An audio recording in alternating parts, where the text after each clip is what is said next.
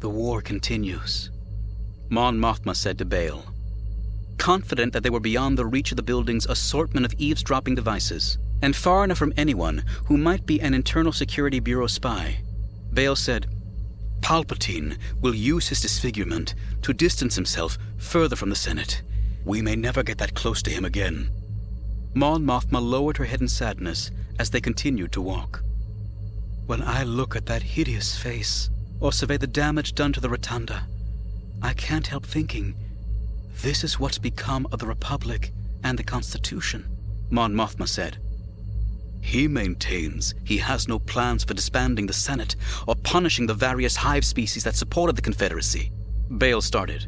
For the moment, Mon Mothma interrupted. Besides, the home worlds of those species have already been punished. They are disaster areas. He can't afford to move against anyone just now, Bail went on. Too many worlds are still too well armed.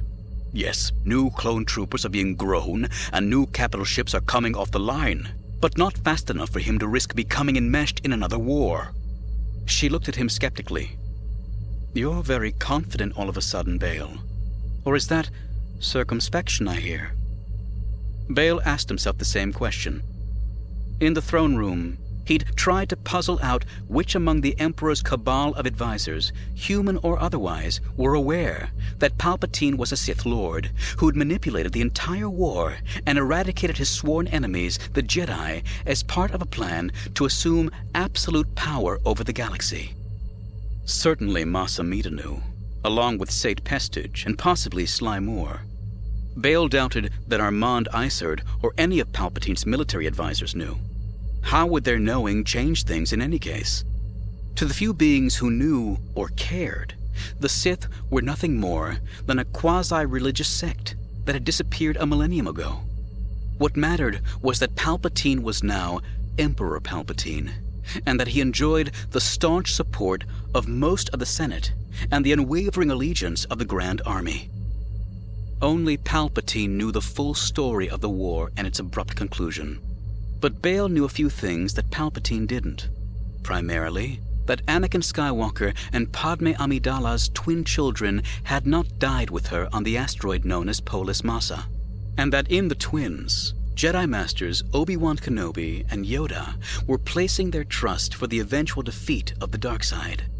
Even now, infant Luke was on Tatooine in the care of his aunt and uncle, and being watched over by Obi-Wan. And infant Leia. Bail grinned just thinking about her. Infant Leia was on Alderaan, probably in the arms of Bail's wife, Briha. There's talk in the Senate about building a palace to house Palpatine, his advisors, and the Imperial Guard, she said, as they were nearing one of the repulsor lift landing platforms attached to what had become Palpatine's building. Bail had heard the talk. And statues, he said. Bail, the fact that Palpatine doesn't have full faith in his new order makes him all the more dangerous. She came to a sudden halt when they reached the walkway to the landing platform and turned to him. Every signatory of the petition of the 2000 is suspect. Do you know that Fangzar has fled Coruscant? I do, Bail said, just managing to hold Mon Mothma's gaze.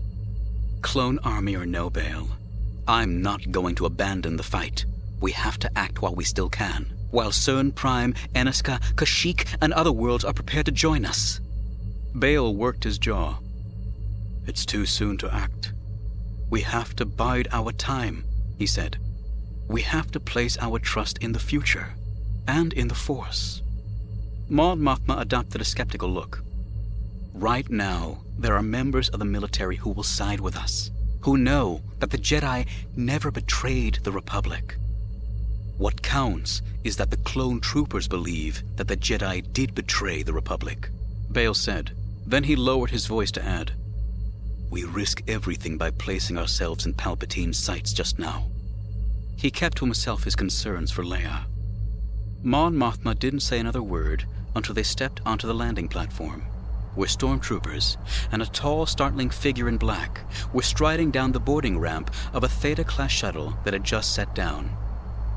Some Jedi must have survived the execution order, Mon Mothma said at last. For reasons he couldn't fully understand, Bale's attention was riveted on the masked figure, who appeared to be in command of the clones, and who also appeared to glance with clear purpose in Bale's direction. The group passed close enough to Bale for him to hear one of the Stormtroopers say, "The Emperor is waiting for you in the facility, Lord Vader." Bale felt as if someone had let the air out of him. His legs began to shake, and he grabbed hold of the platform railing for support, somehow managing to keep apprehension from his voice when he said to Mon Mothma, "You're right. Some Jedi did survive."